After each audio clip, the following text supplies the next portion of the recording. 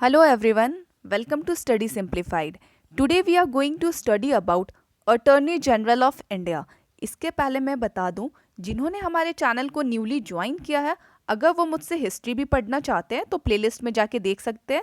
मैंने ancient India, medieval India and modern India का playlist बना रखा है, तो एक बार जाके चेकआउट ज़रूर कीजिएगा। चलिए आज हम लोग देखते हैं अटर्नी जनरल के बारे में। यहाँ से कुछ क्वेश्चंस इंपॉर्टेंट एग्जाम में निकल के आते हैं जो कि मैं लेक्चर के साथ साथ बताते चलूँगी। बहुत छोटा सा टॉपिक है, ज़्यादा कुछ इसमें पढ़ना नहीं है, बट इम्पॉर्टेंट है। चलिए हम लोग देखते हैं। सबसे पहले यहाँ पे एक आर्टिकल याद रखिएगा, आर्टिकल 76। आर्टिकल 76 जो है वो बताता है कि there shall be office of attorney general and he is the highest law officer in the country. ये एग्जाम में पूछा जा चुका है बहुत बार, 76 को याद रखना है। ठीक है, article 76। Attorney general is the first law officer of government of India who gives advice on legal matter and perform other duties of legal character as assign to him by the president. तो देखिए, जो हमारे attorney general है वो first law officer होते हैं as well as highest law officer in the country. And इनकी जो ड्यूटीज़ होती है, खैर वो मैं बाद में भी कवर करूँगी, बट यहाँ पे गिवन है तो मैं आपको एक बार बता दूँ। इनकी जो ड्यूटीज़ होती है, ये लीगल मैटर्स जो भी इनको दिया गया है प्रेसिडेंट के द्वारा वो परफॉर्म करते हैं। अपॉइंटमेंट हम लोग देखते हैं कि अटर्नी जनरल का अपॉइंटमेंट कैसे होता है। ये एग्जाम में पूछा गया है प्रीवियसली कि जो अटर्नी जनरल होते हैं उनको कौन अपॉइंट करता है, तो प्रेसिडेंट अपॉइंट करते हैं उनको। And he holds the office as long as pleasure of the president. He hold the office during pleasure of president। इसका मतलब यही हुआ कि he can be removed by president any time, but generally ऐसा होता नहीं है। अब होता क्या है तो वो भी मैं बताऊंगी कि रेजिग्नेशन कैसे अटर्नी जनरल प्रेसिडेंट को देते हैं और कब देते हैं। इनके क्वालिफिकेशन के बारे में बताया जा रहा है कि he must have same qualification as required to be judge of Supreme Court। Supreme court के जज का जो रिक्वायरमेंट है वही सेम रिक्वायरमेंट चाहिए अटर्नी जनरल बनने के लिए भी।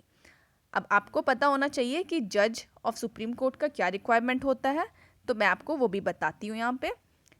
देखिए, सबसे पहले तो होना चाहिए कि ही शुड बी इंडियन, ठीक है, सिटीजन ऑफ इंडिया। उसके अलावे वो जो जज होंगे सुप्रीम कोर्ट को, उनका एलिजिबिलिटी क्राइटेरिया ये है कि ही मस्ट हैव बीन जज of any high court for 5 years. 5 years के लिए वो हाई कोर्ट के जज रह चुके हों, या तो फिर 10 ईयर्स के लिए एडवोकेट रह चुके हों किसी हाई कोर्ट में। ठीक है, यहाँ पे ईदर और वाली कंडीशन है, ईदर 5 ईयर जज रह चुके हैं किसी हाई कोर्ट में और advocate of any high court for 10 years. तो ये क्वालिफिकेशन होता है जज फॉर सुप्रीम कोर्ट का, एंड सिमिलर क्वालिफिकेशन हो गया अटॉर्नी जनरल का भी।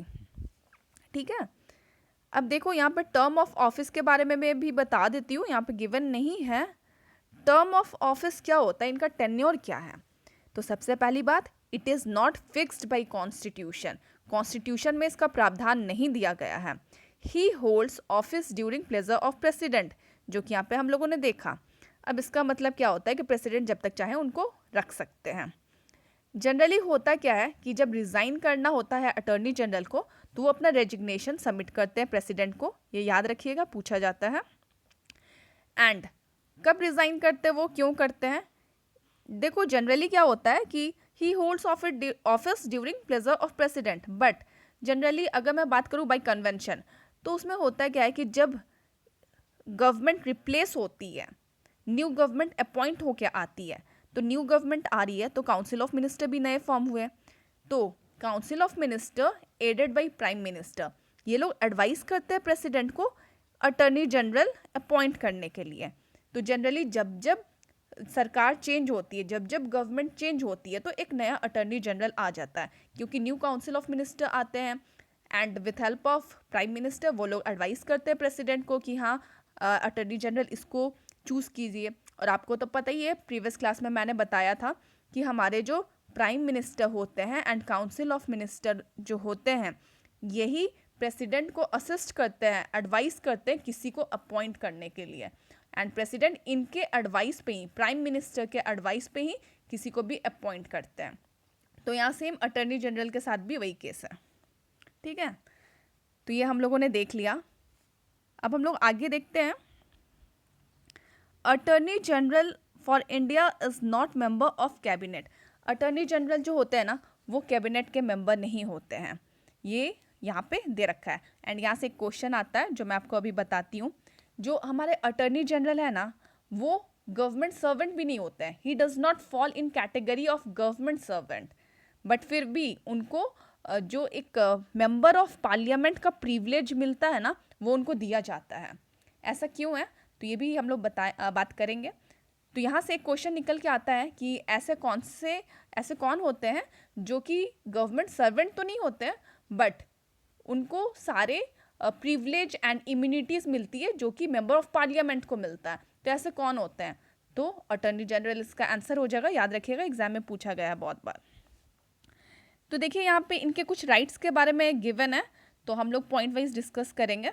राइट्स के बारे में क्या दे रखा है, he has right to speak in house of parliament और in any committee, but he has no right to vote. और ये भी एग्जाम में पूछा गया है बहुत बार कि जो हमारे अटर्नी जनरल होते हैं उनको तो राइट टू स्पीक भी है and right to take part in proceeding of Lok Sabha as well as Rajya Sabha भी है। जब भी ज्वाइंट सीटिंग होती है ना, उसमें भी पार्टिसिपेट कर सकते हैं attorney general, but he has no right to vote. तो ये चीज़ याद रखिएगा। अब देखो, वो कैबिनेट के मेंबर नहीं है, उनको राइट टू वोट का भी अधिकार नहीं है, सिंपल याद रखना है। But he enjoys all the privilege and immunities that are available to member of parliament, ये चीज़ है।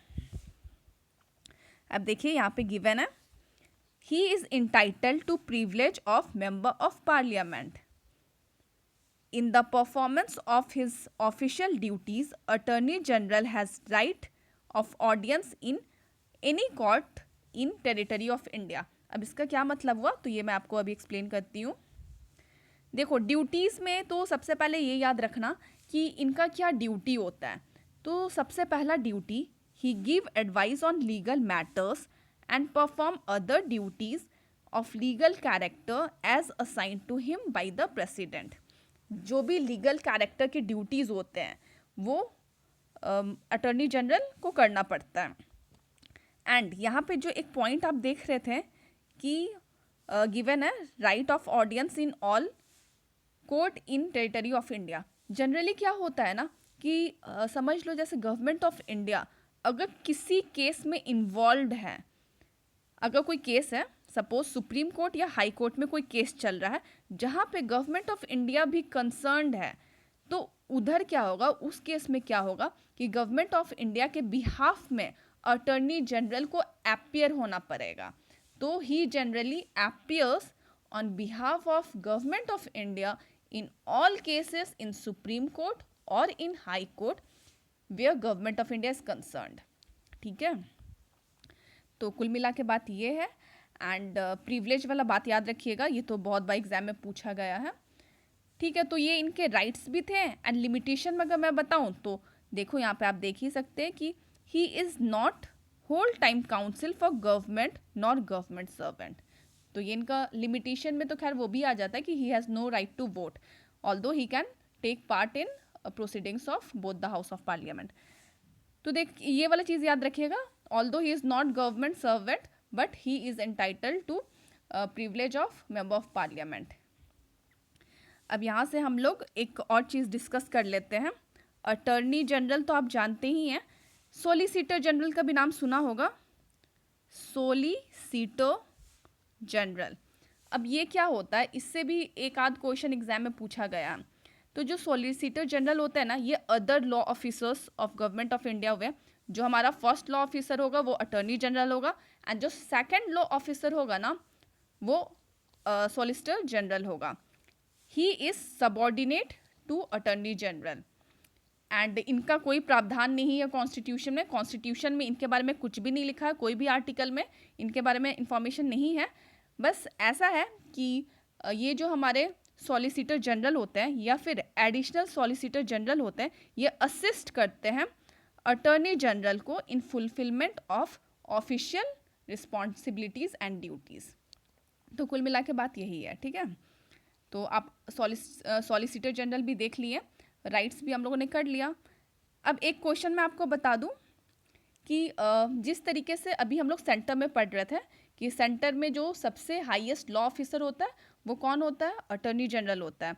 उसी तरीके से स्टेट में भी सिमिलर काइंड ऑफ ऑफिस है, एंड स्टेट में जो सिमिलर काइंड ऑफ ऑफिस को होल्ड करता है उसको एडवोकेट जनरल बोलते हैं, एडवोकेट जनरल।